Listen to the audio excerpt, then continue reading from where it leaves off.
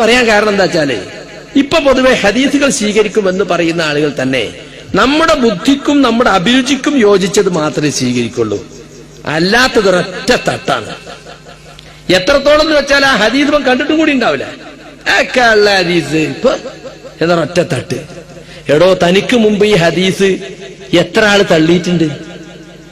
13 നൂറ്റാണ്ട് കഴിഞ്ഞ് 14-ാം നൂറ്റാണ്ടത് 14-ാമത്തെ നൂറ്റാണ്ടിൽ വരുന്ന ഈ മനുഷ്യൻ എത്ര തലമുറ കഴിഞ്ഞു പോയി. ദിഷണാശാലികളും ബുദ്ധിമാന്മാരുമായ ഒരുപാട് പണ്ഡിതന്മാരും ശ്രേഷ്ഠന്മാരും കഴിഞ്ഞു പോയി. അവരൊക്കെ ഈ ഹദീസിനെ എങ്ങനെയാ സമീപിച്ചത്?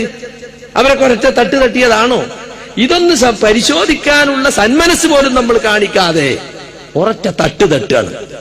എന്നിട്ട് ചോദിച്ചാൽ അതൊന്നും ബുദ്ധിക്ക് യോജിക്കൂലാണ്. ചില ആളുകൾ പറയും ബുദ്ധിക്ക് യോജിക്കാത്ത ഹദീസ് എടുക്കണമെന്നുണ്ടോ? സുഹൃത്തെ, അങ്ങനെ ബുദ്ധിക്ക് യോജിക്കാത്തൊരു ഹദീസ് സഹീഹായിട്ട് ഉണ്ടാവില്ല. അതുകൾ മനസ്സിലാക്കണം ആദ്യം. നമുക്ക് തൽക്കാലം മനസ്സിലായില്ല എന്ന് വരാം. നമുക്ക് മനസ്സിലാത്ത എന്തെല്ലാം കാര്യമുണ്ട്, ഒക്കെ തള്ളലാ. നമുക്ക് മനസ്സിലാകാത്ത ഒരുപാട് കാര്യങ്ങളില്ലേ, അതൊക്കെ പ്രത്യക്ഷത്തിൽ തന്നെ കേട്ടപാട് തള്ളലാണോ? അതെന്താ എനിക്ക് മനസ്സിലായിട്ടില്ല, അറിയണവരോട് ചോദിക്കണം എന്ന് പറയല്ലേ ചെയ്യാ. സാധാരണ നിനക്ക് അങ്ങനെ ചെയ്യാം. അപ്പൊ നമ്മള് ഒരു സ്ഥലത്ത് പോയി ഒരു കമ്പനി പോയിട്ട് അവിടുന്ന് ഒരു കടലാസ് എന്തത് വേന്ന് ഫില്ല് ചെയ്ത് എല്ലാവരും തരണതാണ്. ഇതെന്താ ഓന് മനസ്സിലായിട്ടില്ല, ഇതിന്റെ ഉദ്ദേശം എന്താ? മറ്റവനോട് ചോദിച്ച് അല്ലേ? അതൊക്കെ വരഞ്ഞു വിട്ടാളാണ്, വിടൂല. അപ്പൊ ഒരു ചെറിയ സംഗതി പറഞ്ഞു. അപ്പൊ ഏത് ചെറിയ സംഗതി എടുത്തു നോക്കിയാലും നമുക്ക് മനസ്സിലാകുന്നതും മനസ്സിലാകാത്തതും ഉണ്ടാവും. മനസ്സിലായില്ല എന്നുള്ളതുകൊണ്ട് തള്ളിക്കളയല്ല വേണ്ടത്. മുവാഫഖത്തു സരീഹിൽ മാഖൂൽ അലാ സഹീഹിൽ മൻഖൂൽ എന്ന് ഒരു പുസ്തകമുണ്ട് ശൈഖുൽ ഇസ്ലാം ഇബ്നു തൈമിയ്യക്ക്. വ്യക്തമായ പ്രമാണങ്ങൾ ഒരിക്കലും തന്നെ വ്യക്തമായ ബുദ്ധിക്ക് എതിരാവുകയില്ല.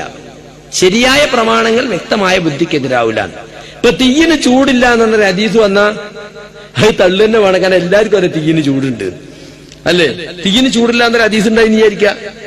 അത്തരത്തിലുള്ള ഹദീസ് ഉണ്ടാവില്ല. സഹീഹായ ഹദീസുകൾ പരിശോധിച്ചാൽ നമുക്കത് കണ്ടെത്താൻ കഴിയുകയില്ല. അപ്പൊ ഹദീസുകൾ സ്വീകരിക്കുന്നതിലും തള്ളുന്നതിലും ഒക്കെ അഹ്ലുസുന്നത്തിന്റെ മാനദണ്ഡം എന്താണോ അത് നാം മനസ്സിലാക്കണം. ബുദ്ധിക്ക് യോജിക്കാത്തതും നമുക്ക് വ്യാഖ്യാനിക്കാൻ കഴിയാത്തതും ഒക്കെ തള്ളാൻ നിന്നാൽ ഖുർആൻ നമുക്ക് തള്ളേണ്ടി വരും. പരിശുദ്ധ ഖുർആനിൽ എത്ര സംഭവങ്ങളുണ്ട്. അതൊക്കെ ബുദ്ധി കൊണ്ട് നമുക്ക് ന്യായീകരിക്കാൻ കഴിയുമോ? കഴിയില്ല. ഒരാൾ അല്ലാഹു സുബ്ഹാനഹു വ തആല 100 കൊല്ലം മരിപ്പിച്ചു, ഫഅമാതഹുല്ലാഹു മിഅത ആമിൻ. എന്നിട്ട് പിന്നെ അയാളെ ജീവിപ്പിച്ചു. അയാളെ കൊണ്ട കഴുതനും ജീവിപ്പിച്ചു. ഇത് ഖുർആനിലുള്ളതാ. അതിന്റെ എല്ലൊക്കെ വന്ന് കൂടിയിട്ട് ഇറച്ചി വന്ന് അയാളെ ജീവിപ്പിച്ചു. ഇതിപ്പോ അള്ളാഹു ഇങ്ങനെ പറഞ്ഞു എന്നല്ല, നമുക്കത് വ്യാഖ്യാനിച്ചു കൊടുക്കാൻ കഴിയുമോ? എറുമ്പിനോട് സംസാരിക്കുന്നു സുലൈമാൻ നബി. അദ്ദേഹം കാറ്റിൽ സഞ്ചരിക്കുന്നു. അദ്ദേഹത്തിന് വേണ്ടി കടലിൽ ആഴിയിൽ മുങ്ങി മുത്തെടുക്കുന്ന ജിന്നുകളെ കീഴ്പ്പെടുത്തി കൊടുത്തിരിക്കുന്നു. ഇതെല്ലാം അദ്ദേഹത്തിനുള്ളതാ. അപ്പൊ ഇതൊന്നും ബുദ്ധി കൊണ്ട് ആലോചിച്ചിട്ട് നമുക്ക് തീരുമാനിക്കാൻ കഴിയില്ല. സുലൈമാനും കൂട്ടവും സൈന്യസമേതം വരുമ്പോ ഉറുമ്പിന്റെ നേതാവ് പറയാണ് ഒക്കെ അകത്ത് കയറിക്കോളിൽ. സുലൈമാനും കൂട്ടങ്ങളെ ചവിട്ടി അരക്കുന്നു. ഉറുമ്പ് സംസാരിച്ചു എന്നാ പറയണത്. സുലൈമാൻ യൂനുസ് നബിയെ മീൻ വയറ്റ് വിഴുങ്ങിയതൊക്കെ ചില ആളുകൾക്ക് വേണമെങ്കിൽ പരിഹസിച്ചൂടെ? ഇയാളിങ്ങനെ പോയി കപ്പലാണ് ഓടിച്ചെല്ല് കയറുക. അയാളും കയറുമ്പോഴത്തേനാണ് കപ്പലിൽ ആളധികാകുക. എന്നിട്ട് അപ്പ നറുക്കിട്ടപ്പോ അയാൾക്ക് തന്നെ കിട്ടുക. എന്നിട്ട് അയാളാണ് പുറത്ത് കിടുമ്പോ ഒരു വലിയ മീൻ വന്ന് തൊള്ളയും കാട്ടി ഇങ്ങനെ നിൽക്കുക. എന്താ അപ്പതൊക്കെ അല്ലേ? അങ്ങനെയൊക്കെ അള്ള സംഭവിപ്പിച്ചതാ. എന്തായിരിക്കും അപ്പൊ ആ മീന്റെ വലുപ്പം? എന്നിട്ടോ മീൻ മിണിങ്ങ ഇയാൾ മരിക്കണ്ടേ? മരിക്കണില്ല. ഇയാൾ ആ മീന്റെ വള്ളയെ കിടന്നിട്ട് ദ്വാ ചെയ്തോലോ, ഇരിച്ചറി. എന്നിട്ട് മീൻ കൊണ്ടുവന്ന് പുറത്ത് കക്കി പുറത്തിട്ടോലോ. എന്താ അള്ളാന്റെ ഖുർആനിലുള്ളതുകൊണ്ട്, അല്ലെങ്കിൽ ഹദീസാണെങ്കിൽ ഇവർ ഒറ്റ തട്ടി ഉണ്ടാവും അല്ലേ? ഖുർആനായതുകൊണ്ട് തട്ടാൻ പറ്റില്ലല്ലോ.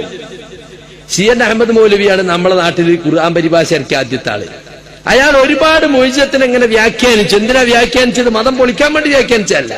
മൂപ്പർക്കൊരാഗ്രഹം ബുദ്ധിജീവികളെയും പണ്ഡിതന്മാരെയും ഒക്കെ നിങ്ങട്ട് അടുപ്പിക്കണം.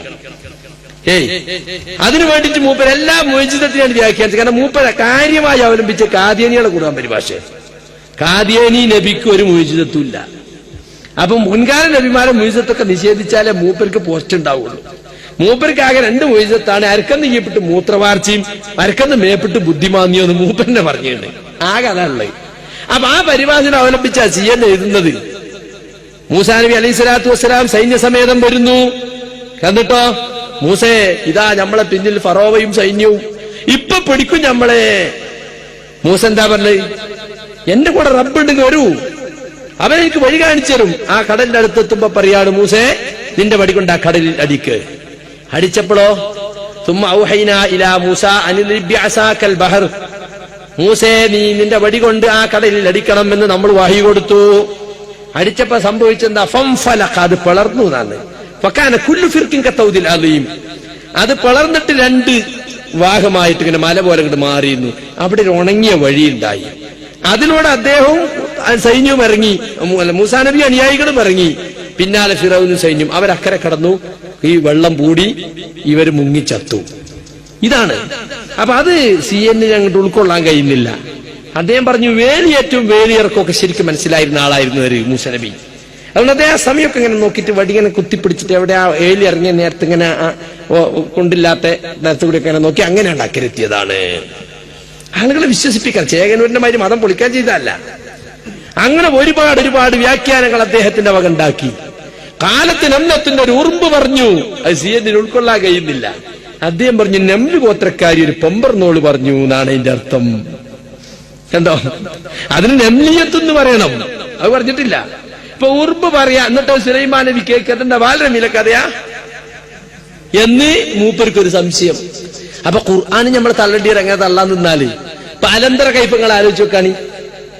കഅബത്തിനെ ആക്രമിക്കാൻ ആനയുമായിട്ട് യമന്റെ ഭാഗത്ത് അബ്രഹത്ത് വരുന്നു. പക്ഷെ അവിടെ എത്തുന്നതിന് മുമ്പേ ആനപ്പട പരാജയപ്പെട്ടു പോകുന്നു. എങ്ങനെയാ പരാജയപ്പെട്ടത്? ഒരു കൂട്ടം പക്ഷികൾ, അബാബിയിൽ പക്ഷികൾ ചുടുകല്ലുകൾ എറിയുന്നു. ചെറിയ കല്ലുണ്ടേ ഇങ്ങനെ എറിഞ്ഞിട്ട് ആനാളെ വീഴ് എന്ന് പറഞ്ഞാ തള്ളണ്ടിയിരുള്ളൂ.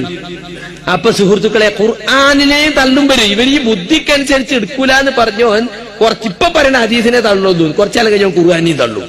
ഓനെല്ലാം തള്ളേണ്ടി, ഓനെ തന്നെ തള്ളേണ്ടി വരും. കാരണം ഓന്റെ ശരീരത്തെ തന്നെ ചിന്തിച്ചാൽ പിടികിട്ടാത്ത ഒരുപാട് വിഷയങ്ങളുണ്ട്. അത് വേറെ വിഷയമാണ്. അപ്പൊ സുഹൃത്തുക്കൾ, അഹ്ലുസുന്നത്ത് വൽ ജമാഅത്തിന്റെ മാതൃകയല്ല.